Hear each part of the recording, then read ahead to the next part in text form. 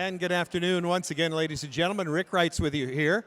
Ray C. Anderson Foundation's 7th annual RayDay. We're super excited that you're here. I hope you're getting a great education by walking around the various booths and finding out information that you didn't know that you needed to know. But in as much of all of that, when you're doing that, what does the green movement need more than anything? They need leaders. And there's a group of people that put together leaders right here with a group called IGEL, and I'm with Stacy Isaac Barazer. Yeah, we got it. We practiced it at least once. Tell everyone what IGEL is about and what the acronym stands for and more. Great. Okay, so IGEL stands for the Institute for Georgia Environmental Leadership, and it is a program that brings together about 33 leaders every year from all across Georgia. We look for diversity in terms of urban versus rural, etc.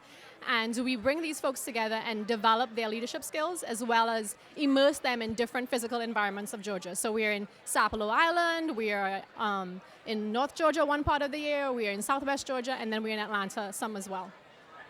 Fantastic. And you were, Stan, actually, you were one of the very first members of the first class to be graduated out of Georgia. Am I right? That's correct, and it was a great honor to be a part of the experimental class. But what IGEL is looking for are people who are committed to principles of sustainability from a variety of different perspectives. And what you learn as part of IGEL is you learn about the substantive issues, but you also learn about relationships. And those relationships that IGEL has built now over 16 years are key to its success. Now, you've got a considerable background coming out of the EPA for 39 years. So that's a certain knowledge base that everybody wants to share. How did you find out about this organization to begin with, and then how did you apply? Well, I must say that the IGEL people approached me, that the Georgia Department of Natural Resources, to their great credit, identified a need for more people in Georgia to understand each other's problems. Folks on the coast needed to understand the issues of the mountains. Folks in rural areas needed to understand the issues of Atlanta and vice versa. And so they put together a diverse group of people for the first class, some in government like me, businesses, non-governmental organizations, municipal governments, and try to have a balanced class. I think that's exceptional. So when it comes now, if people want to apply, a lot of times they're referred or recommended to your organization. And how many applications do you get generally a year? How many students do you take, or members in the leadership class? I won't call you a student, although you've lived half of your life at a university.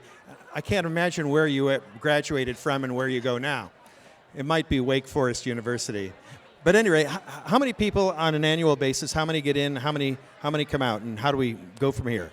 Great. Yeah, we have about 100 applications every year, and the fall is when you apply. So our application period ended a couple days ago, so we end in mid-October generally. And we get, like I said, about 100 applications, and we can only have a class of about 33 people. So we keep that number at 33 very intentionally because we want a certain bonding to happen in the class. We want a certain gel, as we call it. And by the way, we don't use the word graduate as much as IGELian. So we have our word for that. So yeah, that's what we do. We pull a very diverse class together out of this roughly 100 applicant pool, and we have them bond over the course of a year.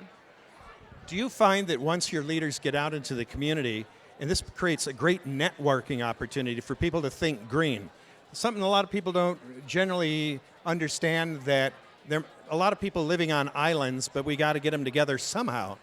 Yes, that's right, and some of us have even migrated to other states, but it gives you a network of people with different backgrounds and knowledge and experience that you have, who you can call upon, not just as representatives of a position, but as people that you genuinely know and care about. It's a wonderful opportunity. When you come out to university systems and start to train other people, you start to cultivate young minds. How do you reach out to the younger generation? Well, that's a good point. So at IGEL, we are looking for people who are already sort of leaders, and we want to develop that leadership. So right out of college may not be the best applicant for us. However, their professors often apply. And when I talk to young people who are looking for career advice just coming out of school, I tell them to put IGEL on their environmental or their professional bucket list. So maybe not right now you apply, but we definitely indirectly touch students through their professors. We have all the major universities in Georgia that have IGELians who have come through the program. So you've got all these great minds together. Do you get active politically? And in the political landscape, how can you change the face of America and the world and getting everyone to think about sustainability? Well, IGEL itself is not a political organization, but there are people in IGEL who come from different political perspectives. And one of the great things about IGEL is it's one of the few places now where you can have folks with different political persuasions that have honest conversation and build relationships, and sometimes they discover they have common interests which they did not know they had. All right, so if you've been listening to this conversation, come on over to the IGEL booth. Meet up with Stan or Stacy. They'll tell you a lot more about this. We're going to wander about and find some more creative ideas as it pertains to the green life, green thinking, and sustainability. This is RayDay 2019.